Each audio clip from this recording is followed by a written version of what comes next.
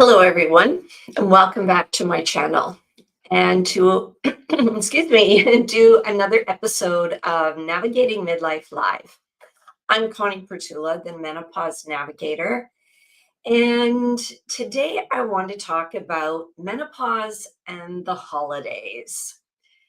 Enjoying celebrations without symptom setbacks. Do you sometimes feel that you make a lot of gains and then something comes along? It's either a family celebration or this past weekend in Canada, it was Thanksgiving. So, something like Thanksgiving, of course, in the US, Thanksgiving will come up at the end of November.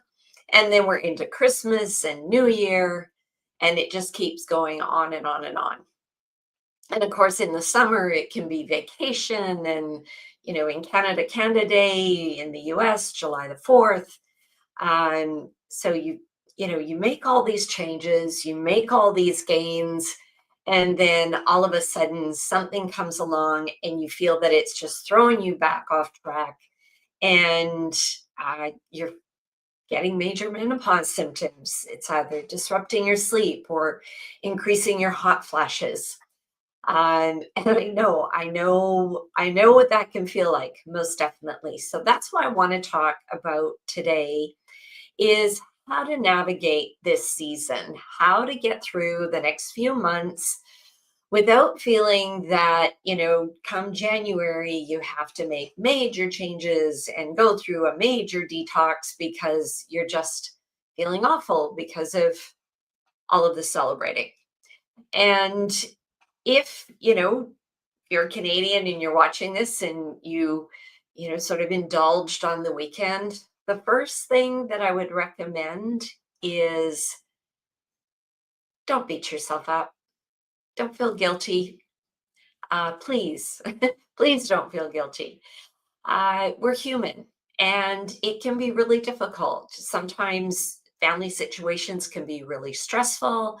So we can turn to things that maybe we wouldn't normally eat. We might eat more dessert, or there might be one of our favorite foods that maybe we don't make for ourselves. And it's there sitting on the table, and you just want to have it. And then you end up having a few helpings of it. As I say, we're human. These things happen. It can also be a time that for some people who um, drink alcohol, it can be a time that people drink a bit more alcohol. And then, you wake up the next morning, it's like, oh, why did I feel like that?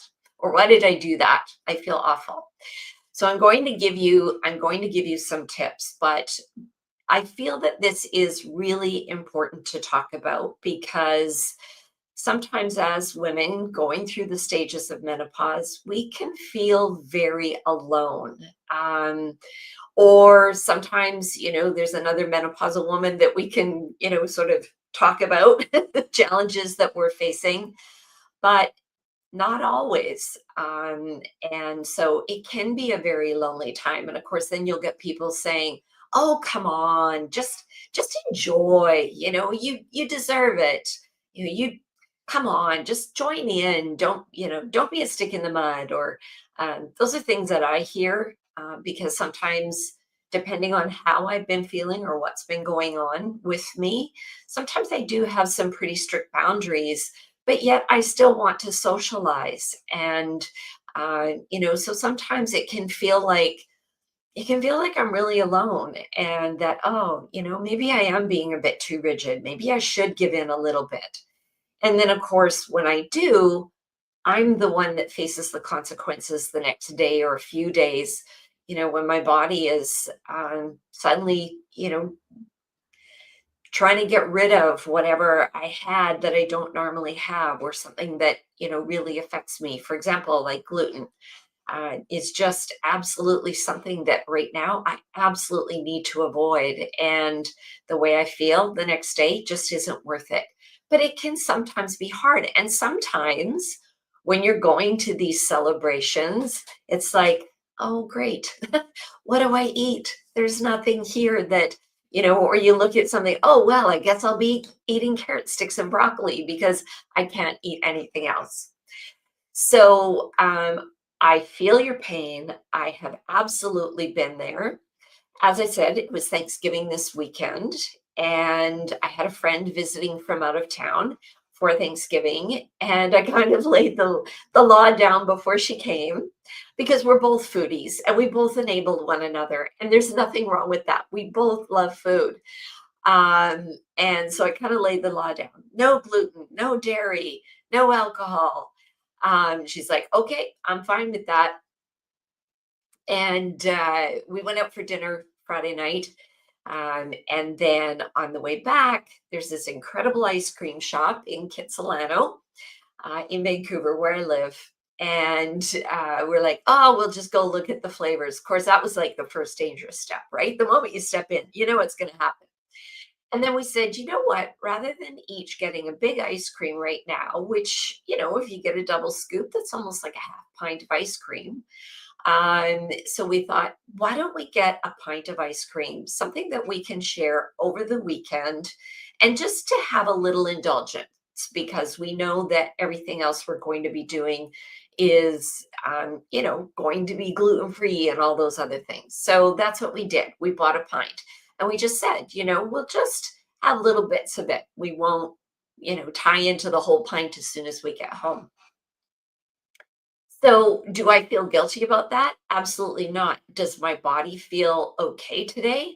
Absolutely. Even though, we were having a little bit of ice cream with this really delicious um, red curry squash custard that I made. The ice cream went perfect with it, and it was really delicious. And because we had such small amounts, my friend said, we're microdosing ice cream because, of course, microdosing is the big word these days. So we're microdosing ice cream. This is good. Um, and yeah, so do I feel good today? I absolutely feel good today. And I don't feel the least bit guilty about the two of us sharing that pint of ice cream. But other things I'm often asked, how does a nutritionist enjoy holiday celebrations? And I always say, I go out, I buy great ingredients for what I want to make, and I make it with love and I share it with people that I love. And that's important to me. The holiday celebrations are important to me. And so we did, we bought an organic chicken and we roasted that, and we went to the farmers market and got all sorts of organic vegetables to have. I even, picked up some organic cranberries to make some cranberry sauce. So everything was very thoughtfully made. And that's what allowed both of us, because she's in menopause as well too, that's what allowed both of us to feel good, even though we were having, small little indulgences.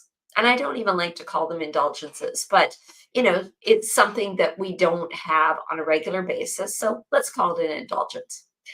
And so anyway, these are the types of things that you can do. Now, okay, so maybe you have, eaten something that you normally don't eat, and or had a few alcoholic drinks. You wake up the next day, you feel awful. What do you do now? So the first thing that I always recommend is good old standby. Have warm water with fresh squeezed lemon in it, about an eighth of a teaspoon of sea salt, and have one or two of those first thing in the morning. That's going to help your body to detox. It's going to assist your liver in its detox process. Just get back on track. It's the same when I work with clients that I've put them on sort of a specific way to eat. And, when they sort of fall off track, bad day, whatever, I say, okay, next meal's the next opportunity to eat the way that you feel is best for you and that your body feels best. So next day, just get back on track. Have what you would normally eat that makes your body feel good. The other thing that I do want to mention about alcohol, and I finally looked up this word because I always forget it. So, alcohol that is colored. So, for example, whiskey or um, bourbon, or anything that is sort of like an amber color, like even amber colored rum, red wine. When they go through the production process, they produce, it's a byproduct of the process.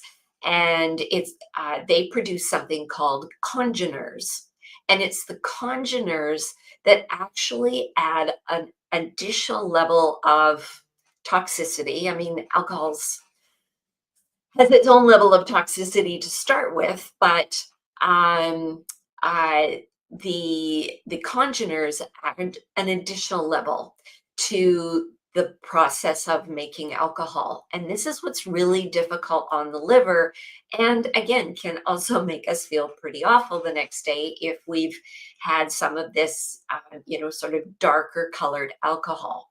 So, what I recommend to clients is if you're out and you feel like having a drink, one of my favorites is either vodka on the rocks with a good squeeze of lemon or lime, or a gin, just a regular gin. Same thing with a good squeeze of lemon or lime. If you want to add something to it to dilute it just a little bit, club soda is a better option rather than tonic water, because tonic water is high in sugar. But yeah, go for the alcohols that are very clear. Vodka and gin are really good options.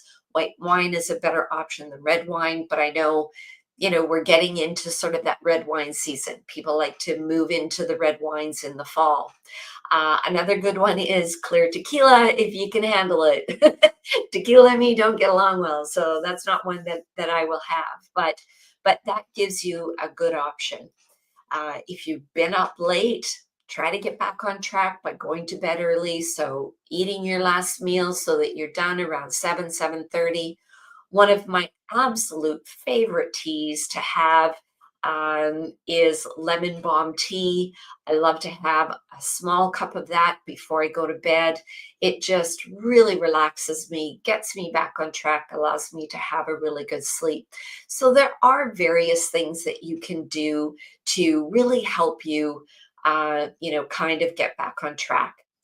The other one is, of course, and this one can always be difficult, but maybe those friends or family members when you're out at a function and they say things to that irritate you, not that they're specifically trying, and maybe they are in some cases, but where do you draw the boundary? And maybe that's when you get up and say, oh, I just need to stretch my legs, and you go to another room, or oh, excuse me, I need to go use the restroom, or give yourself an opportunity to just kind of remove yourself from the the moment, the conversation.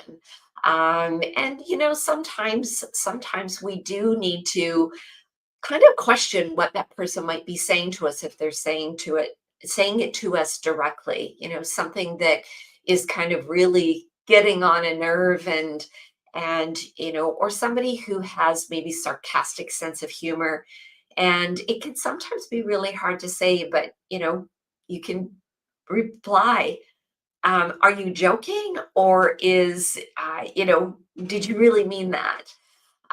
Or sometimes saying something as simple as ouch, and then they realize that what they said had an impact on you. The boundaries can be the hard one, and that is something that can cause us, to go back to the dessert table or go have a drink of alcohol that we haven't had in a while. The holidays can also be a time where people who are alone get really depressed, and that can also cause them to eat things that they normally wouldn't, or have a drink when they normally wouldn't. And, go out for a walk if the weather is beautiful. You know what? It's not a bad thing every now and then when you're feeling down to binge watch, your favorite show or a new show on Netflix or Apple TV or whatever you're watching. Sometimes it's okay to just disconnect if that's what helps you get through the holidays. Or just, reach out to a friend. Maybe a friend who's also single, and, maybe it's just texting back and forth. Hey, how are you doing? So take the time to reach out so you don't feel so alone. The other thing that to keep in mind is, if it's something where you're doing it local, it's just that one day. And it can seem really difficult, and you might be thinking about it days before, but you feel this obligation to go. But it's just one day. And then you can carry on and go back to what you normally do. And as I say, don't beat yourself up. Don't feel guilty. And I know, because when I say that, don't do this, I mean, I've been there, and I know that there's things that have really bothered me. And so we're human, and these things can get to us. So it's just, you just kind of have to get through the situation and look forward to the next day, or look forward to the end of the celebration, and going home. And because there's so many, it can really raise a lot of anxiety. But this is also an opportunity. And I do have a client right now that is sort of struggling with some of the people that she socializes with. And they're really questioning why she's eating a certain way. And I said to her, well, I said, why don't you share with them that eating that way makes you feel really good, not just physically, but it also makes you feel really good emotionally and mentally. And, maybe just share with them why you're eating certain things and why you've made those choices. Some of us really love to educate others. And so, that's where it's an opportunity to say to somebody, would you like to know why I'm eating this way? If they could be very curious. Some people will say, no, I don't care. Well, fine. Then just let me eat the way I'm eating, and I'll let you eat the way you're eating. So that's another opportunity for us to share why we're doing what we're doing. And I know it's really hard for people to understand why I have such a huge boundary with gluten. Because there's still people out there that don't believe that that's a real thing unless you're actually celiac. But for me, it is. And, when somebody says, oh, well, I'm going to stand in front of you and I'm going to eat a piece of pizza. Well, go ahead. That doesn't bother me, because I know how well my body does when I don't have it. So go to town. That doesn't really bother me at all. I'd rather eat something that's really good for my body. So anyway, those are some of the things that you can do. And again, it's all about you. It's all about how you want to feel. And as I say, there can be a lot of pressure, but at the end of the day, just block out the noise and just say to yourself, I know how good I'll feel tomorrow because of the choices that I've made. So, um, hopefully that helps. Now, tomorrow is my monthly Navigating Midlife and Beyond group membership live session. Whew, that's a mouthful. So it will be my live session for my group membership, which is called Navigating Midlife and Beyond. And I'm actually opening up my Q&A to anybody who would love to be a guest. No obligation, absolutely free. You just have to register. So I've got the link there, and I'll also post it down below as well too. I'll post the link down below in the comments so that you can get it right there.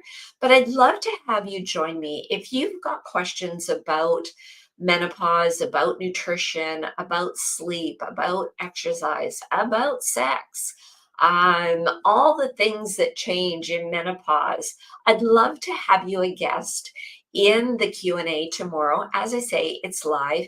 If you can't make it live, post a question that you would like answered, and I would be happy to answer it during the Q&A session. And then as long as you've registered, you'll automatically get the replay. So yeah, I'd love to invite you to the live Q&A tomorrow.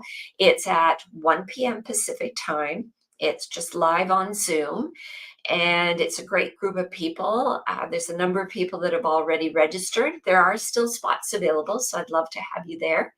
And it'll kind of give you a sense of sort of what my Q&A sessions are like in my membership. But as I say, no obligation. We'd just love to have you join in and give you that opportunity to have a question answered that maybe you've really wanted to have answered, but just haven't had an opportunity to ask. It's a very supportive group, and yeah, that's all I can say. It is a very supportive group, and I would really love to have you join. So anyway, any questions or comments, please post them below. If you feel that this video or this episode is of value to someone who could really benefit from it, please share it with them. And I'd love for you to help me grow my channel, like and subscribe, because of course, all of us YouTubers need all of that help. But and yeah, if you've got questions, you can post them down below and I'd be happy to answer them for you. So that's all I wanted to share today about getting through the holidays. Um, have a great day wherever you are, and I hope to see you again soon. Next week, I'm hoping to have a guest. I just need to firm things up with her. But it sounds like I will have a guest next week. So I'd love for you to join to hear about what my guest is going to be sharing as well. Have a great day. Thank you for joining. Bye.